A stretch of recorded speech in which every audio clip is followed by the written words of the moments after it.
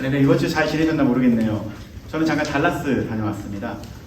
전에 달라스는 한 3개월 전에는 차로 운전해서 다녀왔었거든요. 그때 너무 힘들었었어요. 한 재선이랑 둘이 이렇게 이틀 동안 가서 하루 잠깐 쉬었다가 이틀 동안 또 운전만 하고 왔었던 것이 기억이 나는데요. 이번 주는 그래도 다행히 비행기를 타고 다녀왔습니다. 네, 너무 편하게 잘 다녀왔습니다. 왜 다녀왔냐면 저희 교회 이름 혹시 아시는 분? 다 아시겠지만 모르시는 분. 네, 저희 교회는 필리 뉴 라이프 선교교회예요. 한국어로는 새 생명 선교교회겠죠. 참 길어요. 원래 필라델피아 뭐죠? 뉴 라이프 선교교회 하려고 했는데 최대한 짧게 하려고 필리 뉴 라이프 선교교회가 되었습니다. 뉴 라이프 선교교회는 미국에 한 10개 정도 교회가 있어요. 플루튼에 가게 되면 플루튼 뉴 라이프 선교교회가 있고요. 또한 빛의 교회도 똑같이 뉴 라이프 선교교회이고요. 콜로라도에 가도 콜로라도 뉴 라이프 선교교회가 있어요. 또 산호세에 가면 북가주 그 다음에 뉴 라이프 선교교회가 있고요. 달라스에 가면 달라스 뉴 라이프 선교교회가 있겠죠. 필리에 오면 필리 뉴 라이프 선교교회가 있고요. 이렇게 그 시애틀에도 있고요. 시애틀은 행복한 교회, 그리고 그 남포 제1장로교회, 이렇게 해서 보수적인 교단, 개혁주의의 교단이 함께 만들어가는 그런 교회가 뉴 라이프 선교교회입니다. 1년에 한 번 정도 목회자와 사모님들이 모여서 함께 기도회도 하고 말씀도 나누고 중요한 안건에 대한 내용들도 나눕니다. 뉴 라이프 선교교회는 32년 전에 세워졌어요. 그 LA에 가게 되면 UCLA라는 학교에서 그 근방에 있는 학교에서 영어권 한국 학생들을 위한 그런 그 복음화를 위해서 시작된 모브먼트가 교회가 되어지고 또 그 교회가 여러 가지 시간이 흐르다 보니까 이 뉴 라이프 선교협의회가 되었습니다. 두 가지 핵심 사역인데 첫 번째는 뭐냐면 교회 개척이에요. 교회 개척. 건강한 교회를 개척을 하는 것이 그 가장 중요한 핵심 사역 중에 하나입니다. 그래서 작년에 필라델피아의 필리 뉴 라이프 선교교회가 개척이 된 거고요. 한 3년인가 4년 전에 달라스 뉴 라이프 선교교회가 개척이 되었습니다. 그렇게 건강한 교회를 세우는 게 핵심 사역이기 때문에 어떻게 하면 교회가 건강하게 믿지 않는 분들이 복음을 듣고 주 앞에 돌아올지에 대한 고민을 하기 위해서 모인 목회자 모임입니다. 그리고 두 번째는 뭐냐면 선교 사역을 하는데요. 그 10개 교회, 한국까지 하게 되면 11개 교회입니다. 한국에 있는 세강교회까지 포함하면요. 그 11개의 교회가 모여서 매년 2차례 정도 캄보디아 단기 선교를 감당하기도 합니다. 그러나 그 중에서 우리 교회가 막내예요. 최근에 세워졌고, 그리고 목회자도 제가 막내입니다. 제일 어려요. 제가 제일 어린 목회자입니다. 그래서 저에게 이제 설교를 부탁을 했어요. 근데 이거 아시나요? 혹시 여러분들 프레젠테이션 할 때 굉장히 떨리죠? 근데 저도 목회를 지금까지 오랫동안 해왔지만 선배 목사님들이 계신 앞에 청중이고 그 앞에서 설교하는 게 많이 떨리더라고요. 그래서 다리는 후두르도 떨리면서 설교를 했었는데 참 신기한 것은 그 둘째 날 오전이었어요. 그 설교가 처음부터 끝날 때까지 목사님들이 다 우는 거예요. 회개하고. 원래 목사님들이 잘 안 울어요. 말씀에 반응 잘 안 해요. 네. 그런데 목사님, 사모님 막 다들 이렇게 막 가슴을 치면서 함께 회개하고 말씀에 반응하며 또한 그렇게 하나님의 인지함을 경험했습니다. 이용희 목사가 설교를 잘해서 회개했을까요? 절대 아니에요. 목사님들이 정말로 마음이 좋으세요. 그래서 하나님의 말씀을 하나하나씩 들으면서 어떻게 하면 하나님의 나라를 만들어 갈 수 있을까? 어떻게 하면 하나님의 나라의 그것을 잘 확장하고 하나님의 나라를 함께 이렇게 이룰 수 있을까? 하나님의 뜻을 이룰 수 있을까 하면서 함께 기도하면서 좋은 시간을 갖게 되었습니다. 그때 설교 중에서 저희 교회를 소개를 했어요. 저희 교회가 오래되지 않았어요. 작년에 개척된 교회입니다. 여기서 한 40분 정도 가게 되면 페이올리라는 지역이 있어요. 서버브 쪽이에요. 여기서 턴 레프트에서 쭉 가면 돼요. 계속 쭉쭉 가세요. 쭉 가시면 그곳에서 개척이 되었죠. 저희가 1년에 한 번 모이기 때문에 작년에 이런 이야기를 했어요. 저희 가족들 중심으로 함께 주일을 준비합니다. 그때는 저희가 성도님들이 딱 한 분 계셨거든요. 청년 한 분 있었어요. 근데 그 청년이 이제는 결혼을 앞두고 있었죠. 그러면 결혼을 앞뒀는데 저희가 소개시켜준 그 목회자랑 결혼을 했습니다. 그럼 목회자랑 결혼을 하면 어떻게 해야 될까요? 사모님이 되기 때문에 섬기는 교회로 가야겠죠. 그러면 다음 달 10월 달이면 저희 교회는 성도가 몇 명이 될까요? 저희 가족교회는 성도가 없게 되겠죠. 그러나 저희 교회를 믿고 기도해 주시는 분들에게 이런 고민을 같이 이야기 나눴습니다. 그래서 이렇게 기도를 하면서 이번 주에 돌아갔었는데 어떻게 됐어요? 그 자매 잘 결혼했어요? 라고 물어봤는데 네, 결혼 잘 했고요. 그리고 이렇게 시간이 흐르면서 한 분 한 분 이렇게 오시면서 이번 주에는 23명이 함께 예배를 드렸습니다 라고 말씀을 드리니까 모두가 너무 놀래한 거예요. 어떻게 그런 일이 있을 수 있을까? 근데 대부분이 대학생들과 젊은 학생들이 와서 함께 하나님의 말씀을 붙잡고 살아가고 있어요. 그 이야기를 하니까 모두가 다들 놀리는 거죠. 이거는 하나님께서 하셨다. 하나님께서 필리 지역을 통해서 이 필리 뉴라이프 선교교회를 통해서 분명히 하나님의 교회를 세워갈 것이다. 그리고 수많은 귀한 젊은 청년들이 이곳에 와서 하나님의 나라의 복음을 듣고 다시 한번 무너졌었던 그러한 하나님의 성전이 회복될 거라는 것을 믿는다라는 소망을 갖고 함께 기도하고 돌아왔습니다. 그러다 보니까 저희 교회가 계속해서 그 성도들이 늘어나다 보니까 필요한 게 있었습니다. 뭐였었냐면 저희가 그냥 오는 것 같지만 그 인스턴트 팟에다가 항상 식사를 준비해 갖고 와요. 반찬을. 오늘은 김치찜입니다. 갈비 김치찜인데 그런데 2통을 갖고 오면 항상 부족해요. 그래서 저번 주에는 사실 너무 미안했어요. 김밥을 진짜 제일 많이 쌌거든요, 지금까지. 그런데 김밥이 부족했어요. 그래서 너무 미안했어요. 그래서 이번 주에는 넉넉하게 준비해야 되는데 팥이 없는 거예요.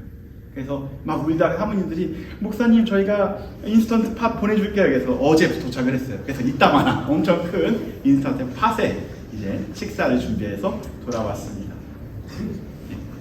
이렇게 하나님께서 이제 우리 교회를 세워나가는 그런 역사적인 시간을 보내고 있습니다.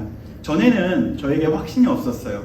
어떤 확신이 없었냐면 내가 교회를 개척을 왜 했지? 왜냐하면 저는 대형 교회에서만 사역을 했었던 그런 것이 있기 때문에 항상 내가 무슨 사역을 하게 되면 자연스럽게 성도들이 오겠지라고 착각 속에 살고 있었던 거예요. 내가 설교를 잘해서 내가 또 어느 정도 능력이 있어서 성도들은 당연히 오는 거야 라고 착각 속에서 그런 목회자의 생활을 하고 있었던 거죠. 그런데 개척을 하니까 참으로 어려운 시기를 보내게 되었습니다. 그러다 보니까 반복되다 보니까 제가 너무 낮아지고 그리고 또한 제 안에 확신이 없었던 거예요. 누가 이 개척교회를 올까? 필리 뉴라이프 선교교회를 왜 올까? 라는 그런 고민 속에 있었을 때 저희 자녀들이 저에게 이야기했어요. 저희가 성도라고. 그리고 무슨 말을 했었냐면 저희가 만약에 대형교회, 3일교회에 계속 있었으면 아빠의 하나님은 우리가 경험했겠지만 나의 하나님은 직접적으로 경험하지 못했을 것 같아요. 개척하고 나서 가장 변화된 점이 있다면 나의 하나님을 만난 것이 가장 큰 은혜입니다 라는 고백을 했던 거예요. 저에게 충격이었던 거예요. 하나님께서 어쩌면 소수이지만 하나님을 인격적으로 만나게 하고자 교회를 개척한 거구나. 그때부터 우리 교회가 사랑스러워진 거죠. 그래서 필리에 오면 자신 있게 이제 추천합니다. 필리에 가면 어디 교회가 있다? 무슨 교회가 있다? 필리 뉴 라이프 선교교회가 있다. 그전에는 제가 우리 교회를 소개하지도 않았어요. 그리고 그냥 우리 교회 오겠어? 하고서 계속 피했어요. 근데 어느 순간부터 와 너무 좋은 거예요. 한 명이 있던 두 명이 있던 여기에 생명이 있기 때문에 복음이 있기 때문에 자신 있게 우리 교회를 소개할 수 있게 되었습니다. 그러다 보니까 이렇게 지금 여러분들이 왔는데 전에는 우리 교회 온 사람들이 되게 불쌍해 보였어요. 그런데 지금 어떻게 느끼냐면요. 너무 행복하겠다. 복음이 있는 교회 그리고 하나님께서 쓰시는 교회 하나님께서 함께 하시는 교회에 우리 성도들이 왔다라는 것은 어쩌면 이게 복이구나 라는 확신이 생겼다라는 거죠. 부족한 것이 있다면 하나, 목회자는 부족할 수 있겠죠. 하지만 하나님께서 이 교회를 이끌어가기 때문에 이 필리 뉴라이프 선교교회는 소망이 있고 정말로 좋은 교회구나 라는 생각을 하게 되었습니다. 이제 본론으로 들어가야죠. 지금까지 서론이었고요. 그냥 뭐죠? 지금까지 잘 다녀왔다. 건강하게 잘 놀고 왔다. 쉬고 왔다. 회복하고 왔다. 사모님들이 다 사주셨다. 다음 주에는 어느 교회에서 밥통도 하나 주신대요. 그래서 밥통도 2개가 됩니다. 넉넉하게 식사를 하시면 됩니다. 밥도 마음껏 드시고 반찬도 마음껏 드시고 운동도 열심히 하셔서 건강한 우리 교회 성도님들이 되기를 바랍니다. 본론으로 들어가게 되면 베드로후서 강해를 하다 보면 우리 외웠죠. 어디 위에 무엇을, 무엇 위에 무엇을 이렇게 세우라고 했죠. 무엇에 무엇을 더하고 무엇에 무엇을 더하라고 했는데 기억나시나요? 믿었지? 또 뭐 있죠? 절인 것, 형제 사랑. 기억나시나요? 믿었지, 절인 건 형제사랑. 믿음 위에 무엇을 세우라고요? 더하라고요? 덕을 세우고 덕 위에 무엇을 더하라고요? 지식을 더하고 미덕지 절. 그 다음에 절제를 더하고 그 다음에 인내를 더하고 그 다음에 경건을 더하고 형제사랑을 더하고 사랑을 더하라 라고 말씀을 드렸습니다. 그리고 조심해야 되는 것은 참복음이 아닌 유사복음을 조심해야 된다 라고 말씀을 드렸습니다. 그리고 성경 중심이 아닌 이성 중심이 되어버린 교회의 성도들의 공격이 있었다라고 말씀을 드렸죠. 그래서 그들은 십자가의 부활보다는 무엇에 관심이 있었다면 이 땅에서 현실을 누릴 때 정말로 나에게 주는 쾌락이 무엇인지 그런 현실적인 그리고 쾌락에 빠져서 살아가는 성도가 생기기 시작되었다라는 것을 우리가 나누었습니다. 그 중에서도 세상은 다 쾌락을 따라 살아가고 있지만 하나님께서 구별한 두 가정을 소개시켜줬죠. 첫 번째 가정이 누구였었냐면 노씨로 시작해요. 노태우 아니 뭐죠? 노하고요. 그 다음에 롯이죠. 롯의 가정을 소개합니다. 노아와 롯은 그렇게 경건하지 않았어요. 그러나 하나님 보시기에 경건한 가족이었다. 의로운 가족이었다까지가 저번 주까지의 내용이었던 거죠. 그러나 제가 오늘 계속 강의를 준비하면서 다음 구절이 저에게 너무 부담스럽게 다가왔습니다. 어떤 말씀이었냐면 19절 말씀인데요. 다 같이 한번 읽어보도록 하겠습니다. 19절 말씀 시작. 그들에게 자유를 준다 하여도 자신들은 멸망의 종들이니 누구든지 진자는 이긴 자의 종이 됨이라. 여기서 이긴 자의 종이 되지 말라가 오늘 설교의 제목인데요. 그렇다면 그들에게 자유를 준 사람은 누굴까요? 목적어가 누구죠? 그들이죠. 영어는 정확하게 나와요. 댐이 나오는데 그들에게 자유를 준 사람들은 누구예요? 누굴까요? 영어에는 나오겠죠. 뭐죠? 그들에게 자유를 준 사람 누구죠? 네, 여기 영어 저보다 다 잘하시잖아요. 정확하게 말씀해 주세요. 그들에게 자유를 준 사람들 뭐예요? 네? 아니면 색깔로 구분시켜 드릴까요? 그들에게 자유를 준 사람 파란색이에요. 누구죠? 한국어를 더 잘하시네요. 오늘 제가 깨달았어요. 아니면 미술을 더 잘하시는 것 같아요. 칼라를 더 잘하시는 것 같아요. 그들은 누구냐면 멸망의 종들이 자유를 준 거예요. 이해되셨죠? 그러니까 너희들에게 자유를 준 사람이 누구라고요? 바로 멸망의 종들이 자유가 있다라고 이야기한 거예요. 그죠? 그 사람들을 뭐라고 표현하냐면 그들은 이긴 자의 멸망의 종들은 누구냐면 이긴 자들이에요. 그리고 그들은 누굴까요? 그들이라는 것은 사실은 이런 거예요. 교회 안에서 약간 흔들리는 사람들, 신앙을 막 시작을 했는데 복음대로 살아가야 될지 아니면 그냥 세상의 가르침대로 따라가야 되는지에 대한, 예수님을 따라가야 되는 건지 아니면 세상을 따라가야 되는지에 대해서 계속 왔다 갔다 하는 사람들. 가끔은 철학이 맞는 것 같고 가끔은 복음이 맞는 것 같고 그렇게 약간 경계선에 있는 믿음이 연약한 사람들이 바로 그들이라는 거죠. 그들에게 무엇을 얘기했냐면요, 너희에게는 자유가 있다. 자유로워져라. 무엇에 있어서? 십자가에서 자유로워져라. 복음에서 자유로워져라. 그리고 너희들이 생각하는 대로 너희 육체를 위해서 마음껏 살아도 아무 상관이 없다 라고 가르쳐 주는 사람들이 바로 영향력은 있지만 멸망의 사람들이라는 거죠. 그 사람들이 여러분들에게 자유가 있으니까 마음껏 살아가도 된다 라고 말했던 거죠. 베드로는 그 사람들을 뭐라고 이야기하냐면요, 따라해볼까요? 거짓 선지자라고 말합니다. 뭐라고요? 혹은 또 이단이라고 말합니다. 뭐라고요? 그들이 몰래 들어와서 그들을 흔들어 버리는 거죠.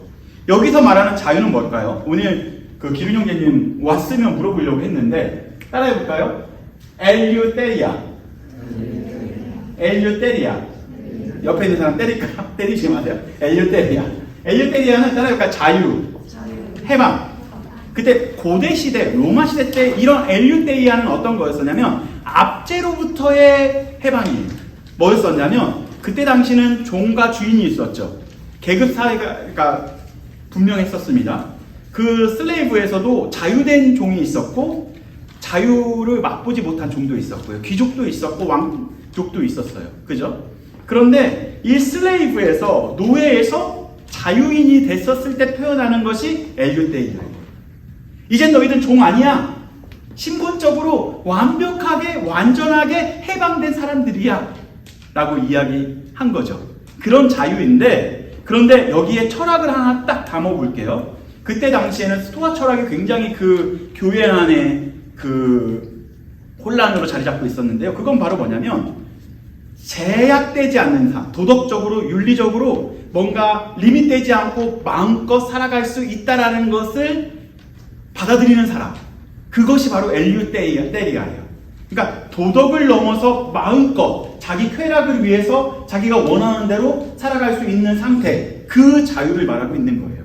그러니까 복음의 제약을 받을 필요 없어. 하나님 말씀이 너의 삶의 기준이 될 필요가 없다라는 거지. 너의 삶의 주인이 누가 돼야 되냐면 바로 너 자신이 되면 돼. 그게 바로 뭐라고요? 자유.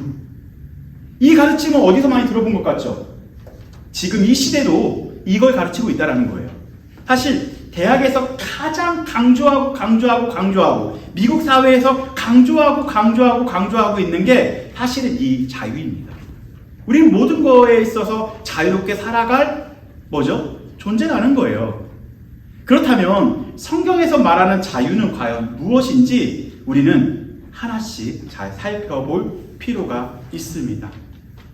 사실 이 자유와 방종은 그 페이퍼 하나 차이예요. 어떻게 하면 정말로 참 자유를 누릴 수가 있는데 우리가 자유라는 포장지를 잘 사용하면 방종으로 내 자신을 이끌어갈 수 있다는 거죠. 정말 내 자신이 방종으로 살아가고 내 마음대로 살아갈 수 있는 것을 딱 잡을 수 있는 전환점이 될 수 있는 단어 하나가 자유라는 거예요. 그죠? 예. 왜 나를 제한하냐? 나에게 선택할 자유가 있다 라고 말하는 거죠. 그러나 이 자유가 잘못 사용되면 방종으로 갈 수 있고 그것이 또 더 잘못 사용되면 대량 학살로 갈 수 있는 역사적인 사건들이 있었습니다. 바로 시대 때도 그랬어요. 바로 왕은 단 어떠한 사람도 그 자유를 억누를 사람이 없었어요. 제재할 사람이 없었던 거죠.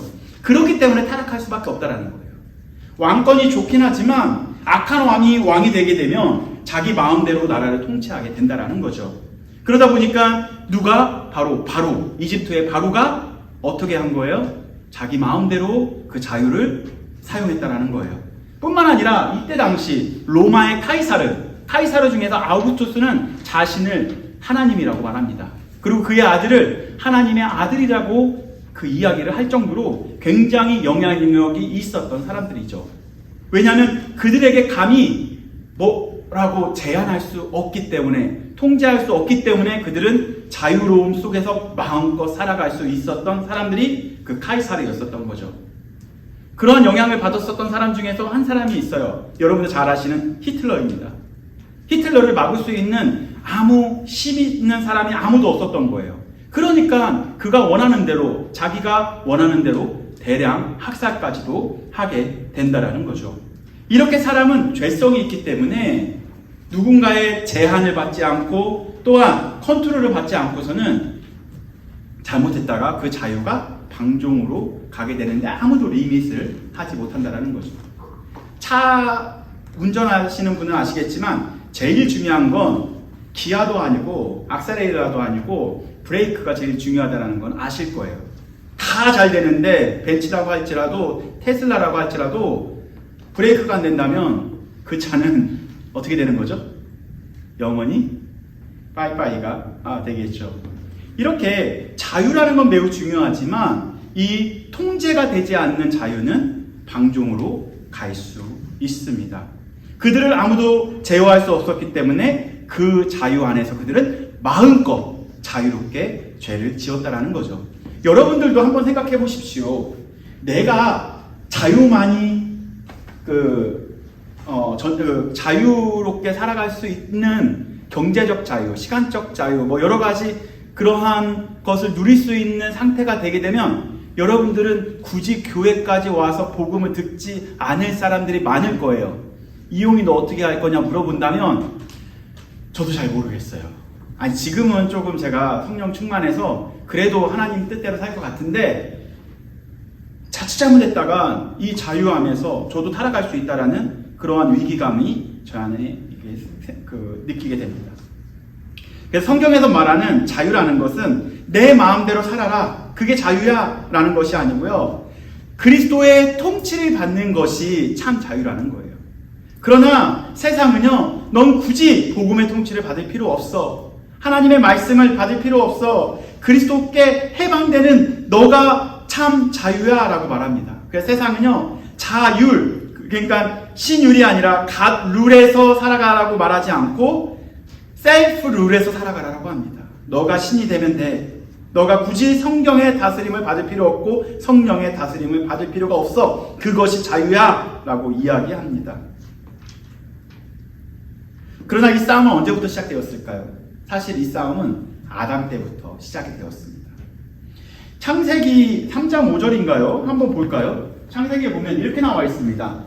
뱀이 와서, 사탄이 와서 하와에게 얘기한 거예요. 뭐라고 얘기했을까요? 한번 따라해볼까요? 다 같이 읽어볼까요? 시작! 너희가 그것을 먹는 날에는 너희 눈이 밝아져 하나님과 같이 되어 선악을 알 줄 하나님이 아시리라. 그러니까 하나님의 통치함 받을 필요 없어. 선악과만 먹으면 먹은직스럽고 보암직 또한 선악과만 먹으면 너는 어떻게 된다고요? 하나님과 같이 된다라는 거예요. 굳이 하나님의 통치를 받을 필요 없다라는 거죠. 너가 하나님이 되어버리면 마음껏 살 수 있는 자유를 누릴 수 있다라는 거예요. 누구로부터 자유? 바로 하나님으로부터의 자유라는 거죠.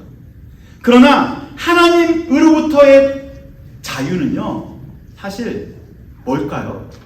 정말 자유일까요? 아니에요. 그거를 성경에서 뭐라고 말하냐면 따라해볼까요? 멸망이라고 이야기합니다. 뭐라고요? 멸망. 우리는 복음으로부터, 하나님으로부터 자유로워지고 싶어 합니다. 그러나 하나님으로부터 자유롭게 되면 우리는 결과가 어떻게 되냐면요, 멸망으로밖에 갈 수 없다라는 거죠. 그래서 그들은 하나님으로부터의 자유를 얻고 싶어서 어디서 쫓겨남을 받게 되었냐면요, 에덴이라는 곳에서 쫓김을 받게 됩니다. 그건 하나님과의 단절함을 이야기하는 거예요. 에덴은 뭐냐면요, 그 원어적으로 보게 되면 기쁨 혹은 즐거움이라는 거죠. 사람은 더 즐겁고 더 쾌락을 누리고 더 즐겁게 살려고 하나님으로부터 자유를 주장했었습니다. 그러나 자유로워질 줄 알았는데 하나님으로부터의 자유가 바로 멸망이었고 하나님으로부터의 단절이 바로 오히려 사탄들의 또한 세상의 멸망의 종돌이 돼버리는 결과를 초래하게 됐다라는 거죠. 그렇게 아담을 유혹했었던, 하와를 유혹했었던 그러한 가치가 베드로 시대에 살아가고 있는 교인들에게 동일하게 유혹을 합니다. 너도 자유로워질 필요가 있다. 누구로부터의 자유? 하나님으로부터의 자유를 누려라 라고 이야기한다라는 거죠. 베드로는 아니야! 우리는 하나님의 통치를 받아야 돼. 우리는 그리스도의 통치를 받아야 돼 라고 외치지만 오히려 베드로보다 더 영향력이 있는 사람들은 야, 베드로는 몰라서 그래. 내 이야기 들어. 나 어디서 공부했냐면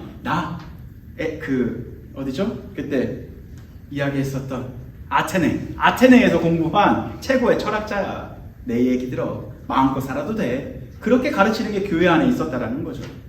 그러나 베드로는 이미 알고 있었어요. 그들은 예수님을 직접 만난 사람이었고요. 부활을 직접 목격한 사람인데 바로 이 자유, 예수님이 없는 자유는 멸망이라는 것은 그는 이미 알고 있었다라는 거죠.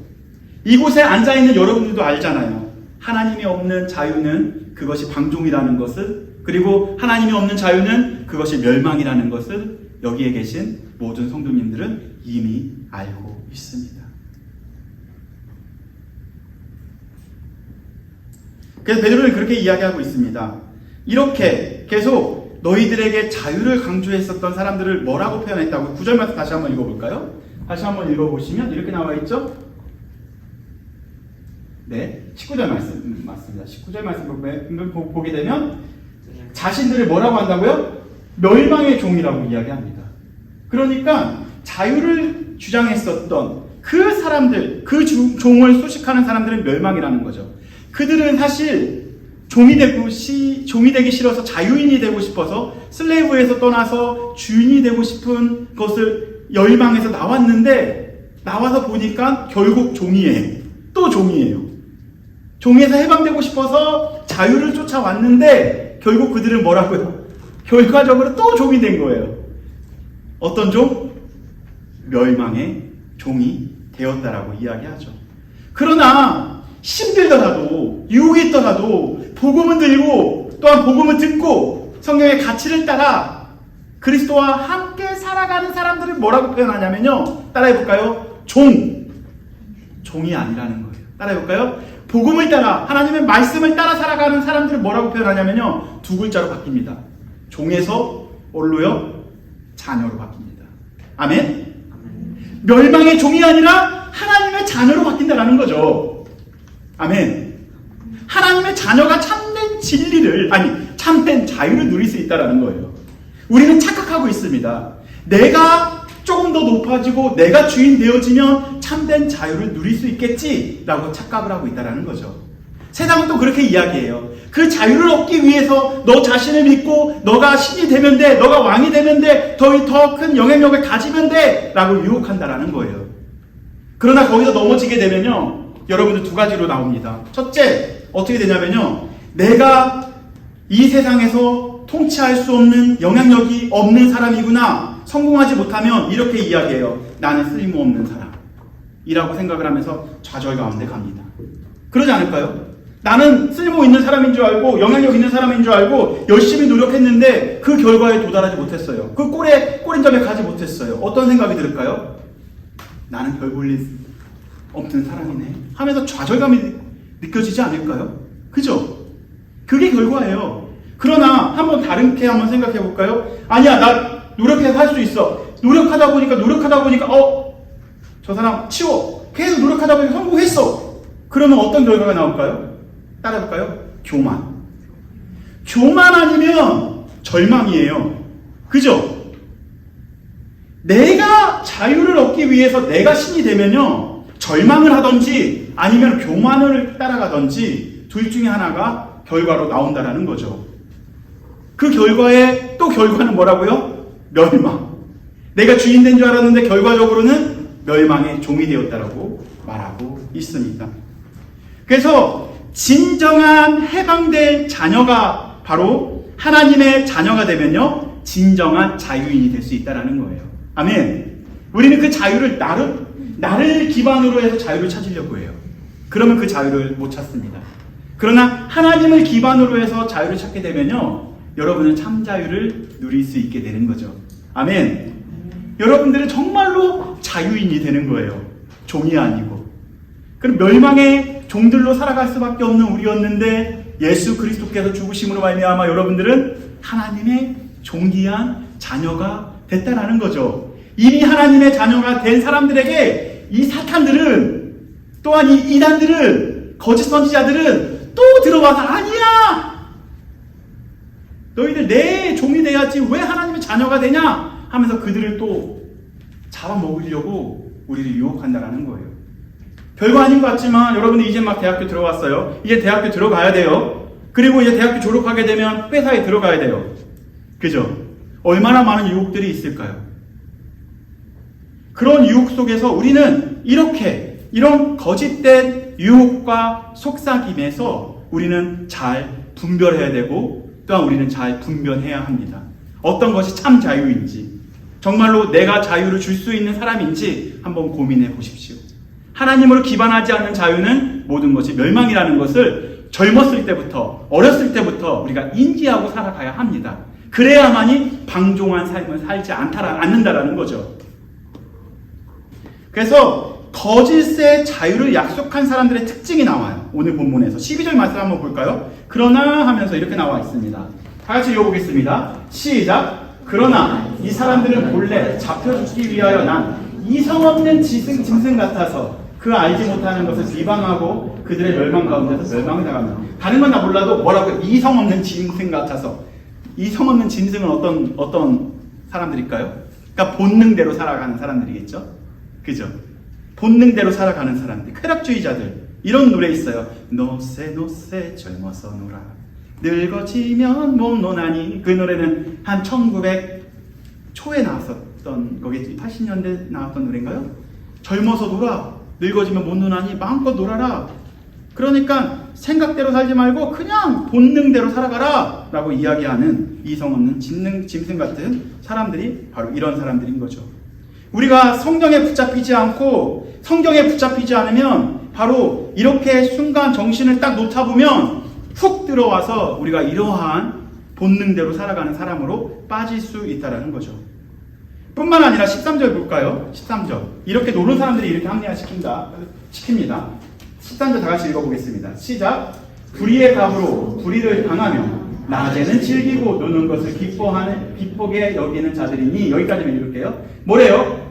낮에는 즐기고 또 노는 것을 기쁘게 여기는 사람들. 이 사람들은 바로 뭐냐면요, 낮에도 즐길 수 있는 사람들. 어떤 사람들일까요? 경제적 자유를 얻은 사람들이죠. 이미 돈 많고 그리고 능력 있고 자기 마음대로 살 수 있는 사람들. 그죠? 굳이 누군가의 제어를 받을 필요가 없는 자기 마음대로 살 수 있는 상태의 사람들을 말할 때 쓰는 표현이겠죠. 방탕한 삶을 살면서도 부끄러워하지 않는 사람들. 낮에 자기가 원하는 대로 온갖 음란한 일을 하면서도 그것이 부끄러움인지도 모르고 살아가는 사람들. 마음에 화인 맞은 사람들. 누가 뭐라고 해도 감히 내 돈으로 내가 즐긴다는데 누가 나한테 뭐라고 할 수 있어? 라고 말하는 사람들. 그런 사람들이 바로 이런 사람들입니다. 뿐만 아니라 14절 한번 볼까요? 이 사람들이 이런 자유를 너희들도 가져라고 이야기하는데요. 과연 이런 사람들이 여러분들에게 자유를 말합니다. 어떤 사람들이 음침한 눈을 가득한 사람들. 한번 볼게요. 시작. 음심이 가득한 눈을 가지고 범죄하기를 그치지 아니하고 굳세지 못한 영혼들 유혹하며 탐욕에 연장된 마음을 가진 자들이니 저주의 자식이라. 이미 다 죄를 지금까지 지은 거 다 지면서도 연약한 사람들, 누구 잡아먹을 사람 없나 이렇게 보면서 그 사람 넘어뜨리는 그런 사람들. 그 눈이 뭐냐면 음침한 눈. 그런 사람들 여러분들 주변에 많을 거예요. 조심해야 돼요. 그렇다고 그 친구들이랑 딱 단절하지 말고 그 친구들이 복음이 듣게 하게 되면 음침한 눈에서 정말로 그리스도의 눈으로 바뀔 수 있기 때문에 친구는 되지만 그러한 유혹에서 여러분들은 벗어나야 합니다. 그 사람들이 뭐라고 얘기하냐면 저주의 자식이다라고 이야기하는 거죠. 이렇게 사람들의 정신, 생각을 넘어 자유라고 포장을 하지만 그들은 죄의 통치를 받고 있는 사람들이 뭘 이야기하고 있냐면요, 너도 자유인이 될 수 있어 라고 말합니다. 여러분들 그거 아시나요? 죄를 많이 지은 사람이 죄에 져도 아무 상관없다라고 말합니다. 그렇지 않나요? 그죠? 어르신들은 아실 거예요. 죄를 한 번 짓기는 어렵지만 두 번 짓기는 쉬워요. 그래서 한 번 더 져도 돼. 계속 와인 맞고 죄가 죄인지도 모르고 습관적으로 쾌락을 향해 달려가는 사람들. 그 사람들이 쾌락을 쫓아가다가 가장 큰 쾌락이 뭐였냐 보니까 마약이었더라고요. 그래서 바로 옆에 있는 켄싱턴으로 가는 사람들이 그렇게 쫓아가다 보니까 어쩔 수 없이 그곳에서 헤어나오지 못하는 상태에 이르게 됩니다. 그들은 자기 자신이 어떻게든지 빠져나오려고 하지만 안 돼요. 자기 힘으로 할 수 없다라는 거죠. 그래서 너무 슬퍼요. 이게 조금 실수해서 지나가다가 잘못 찔려서 그렇게 쾌락에 빠진 사람들도 있다고 하더라고요. 자기의 의도치 않게. 여러분들, 이 주변이 여러분들을 어떻게든지 계속 그리스도의 자녀로 살아가지 않고 멸망의 종으로 살아갈 수 있는 유혹들이 주변에 많다라는 거예요. 네. 그 사람들이 뭘 강조하냐면 자유를 강조합니다. 자유.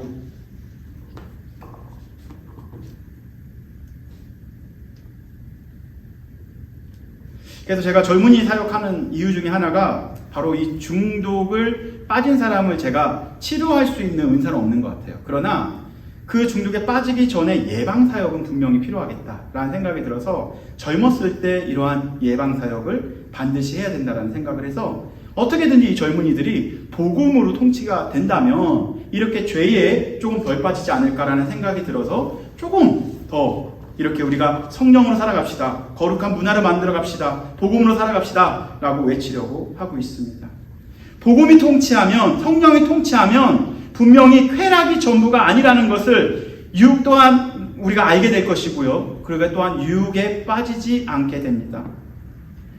다시 본론으로 들어가도록 하겠습니다. 이러한 사람들, 자기가 쾌락에 빠지고 자기가 죄에 빠져서 또 자기 혼자 죽기 싫으니까 주변의 사람들, 연약한 사람들 같이 죄에 빠지고 싶어하는 마음으로 교회 안에서도 자유라는 포장을 갖고 사람들을 유혹하고 넘어뜨린다는 거죠. 베드로는 이런 사람들을 다음과 같이 연결하는데요. 결국 그는 구약에 있었던 한 사건을 이야기합니다. 그게 바로 15절 말씀에 나오는데요. 발락이라는 사람이 나옵니다. 그런데 이게 발람의 길을 따르는도다 라는 단어가 나오는데, 이 발람은 선지자예요. 선지자는 뭐냐면 하나님의 말씀을 듣고 참으로 이야기하는데, 이 발람 선지자는 하나님의 말씀보다 돈이 더 좋았었던 사람이에요. 그래서 하나님의 말씀을 따르지 않고 돈을 따른 대표적인 거짓 선지자가 발람이다 라는 것 정도만 보시면 됩니다. 한번 읽어볼까요? 시작! 그들이 다른 길을 떠나 미혹되어 부올의 아들 발람의 길을 따르는도다. 그는 불의의 삭을 사랑하다가, 그죠? 하나님의 말씀을 사랑하지 않고 불의의 삭을 사랑한 사람이 바로 발람이었던 거죠. 핵심을 가게 되면 발람의 길은 하나님의 말씀보단 돈과 욕심을 따라가는 길이었습니다. 그래서 신약에서는 이 발람의 길을 따른다라는 것은 거짓 교사들이 이야기할 때 쓰는 표현입니다. 거짓 교사들이 말하는 이러한 자유는요, 실제로는 멸망이 결과로 나오게 됩니다. 더 좋아 보이고 더 먹음직스러워 보이는 거, 아담과 하와가 손으로 만져보고 싶었던 거, 먹어보고 싶었던 거, 그것이 세 글자로 뭐라고요? 선악과였습니다. 선악과를 먹으면 내가 자유해질 수 있겠지. 이 선악과를 취하면 내가 하나님같이 될 수 있겠지. 라고 생각을 하고 한 입 먹어봤습니다. 한 입 먹어봤습니다. 그 결과가 어떻게 된 거예요? 바로 하나님과 단절을 갖고 오게 되었습니다. 그래서 이 두 글자로 뭐라고 표현했냐면 베드로는 멸망이라고 표현합니다. 여러분들 결과입니다. 결론입니다. 고민되시죠? 우리가 어떻게 살아가야 할지, 이제 대학생이 되고 앞으로 사회인이 되면 지금보다 더 많은 유혹이 생길 것이고요. 압박이 생길 수도 있을 것입니다. 복음대로 살아가다 보면요, 또한 왕따가 될 수도 있겠죠. 많은 사람들은 이렇게 이야기합니다. 기독교는 너무 강압적이야. 교회는 너무 답답해. 라는 그러한 사람들이 그러한 말하는 사회 속에서 여러분들은 살아가기도 할 것입니다. 저 역시 교회에서 강압적으로 하는 것은, 통제하는 것을 좋아하지 않습니다. 그러나 마지막으로 말씀드리고 싶은 것은요, 여러분들의 사고와 생각에 컨트롤을 누가 해야 되냐면 바로 하나님의 말씀이 컨트롤을 하면 좋겠습니다. 교회가 여러분들을 컨트롤하는 것이 아니고요, 여러분들의 생각이 여러분들을 컨트롤하는 것이 아니고요, 여러분들의 사고와 생각을 성경이 컨트롤하면 좋겠습니다. 그리고 여러분들의 마음과 여러분들의 양심은 성령이 컨트롤하게 내어드려야 합니다. 그래야만이 우리가 멸망의 길을 가지 않을 수 있습니다. 이러한 일을 해야 하는 곳이 바로 교회인 거고요. 교회가 그러한 역할을 해야 하는 겁니다. 뉴캐슬에서 이런 이야기를 하죠. 제 말을 절대적으로 믿으셔야 합니다. 목사인 제 말은 믿을 필요는 없습니다. 하지만 여러분들이 믿어야 하는 것은, 절대적으로 믿어야 하는 건 뭐다? 하나님의 말씀입니다. 그리고 성령이 여러분들 깨닫게 하실 거예요. 내가 이 길로 가는 것은 하나님께서 기뻐하지 않는 길일 거야 라고 성령이 양심에게 말씀하실 겁니다. 흔들릴 수는 있어요. 이 길로 가다가 조금만 더 죄를 져보고 싶은데, 아직 젊은데 갈 수 있어요. 가지 말라는 거 아니에요. 그러나 양심, 아니지, 내가 그래도 이건 아니지 라는 것이 성령이 여러분들에게 말씀하시는 그런 음성이라는 거 여러분들 민감하게 들으셔야 합니다. 그럼 그게 성령께서 하시는 말씀인지 아닌 거를 어디서 판단해야 되냐면 성경을 읽어보시면 돼요. 성경을 읽어보시면서 이 성경이 나의 생각 컨트롤하게 되면 이것이 바로 여러분들이 맞이하는 통제가 아니라 그것이야말로 참 자유라는 거예요. 그래서 요한복음에서 이렇게 말합니다. 뭐라고 말하냐면요, 진리가 너희를 자유케 하였나. 한번 볼까요? 어떻게 이야기한다고요? 진리가 너희를 자유케 한다라고 말합니다. 요한복음 8장 32절 시작! 진리를 알지니 진리가 너희를 자유케 할 것이다 라고 말합니다. 아멘. 자유라는 포장은 사실 우리를 묶는 사슬과 같습니다.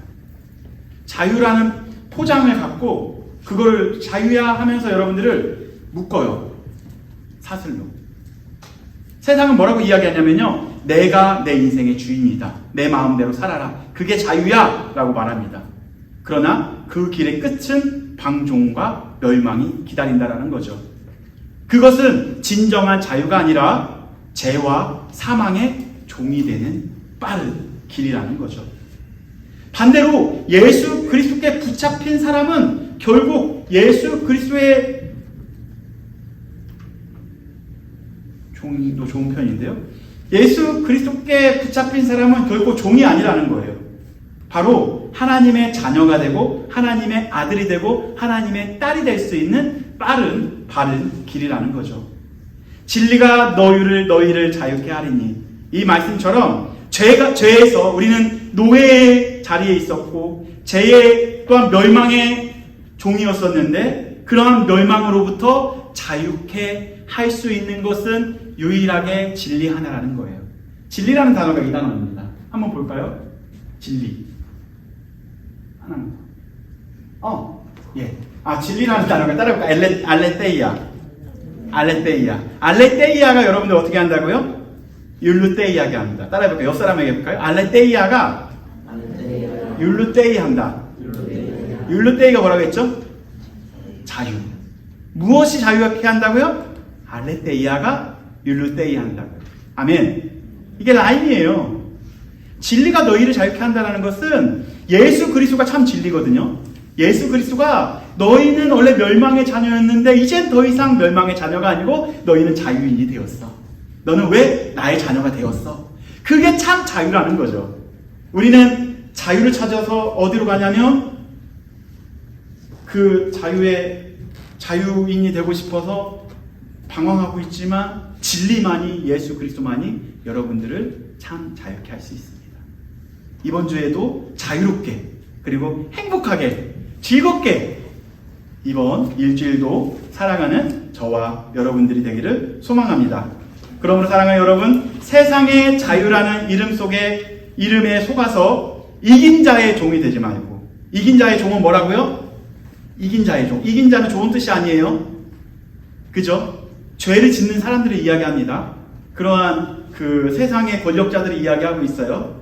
그들이 죄 속에 살아가고 있는 자들. 그런 이긴 자의 종이 되지 말고 오히려 십자가와 부활로 참 승리하신, 참 이기신 예수 그리스도의 종이 되십시오. 그것이 바로 멸망의 종이 아니라 생명의 자녀가 되는 참된 길이라는 거죠. 그것이 바로 참된 자유를 누리는 유일한 길입니다. 아멘. 그러한 길을 살아가시는 저와 여러분들이 되기를 소망합니다.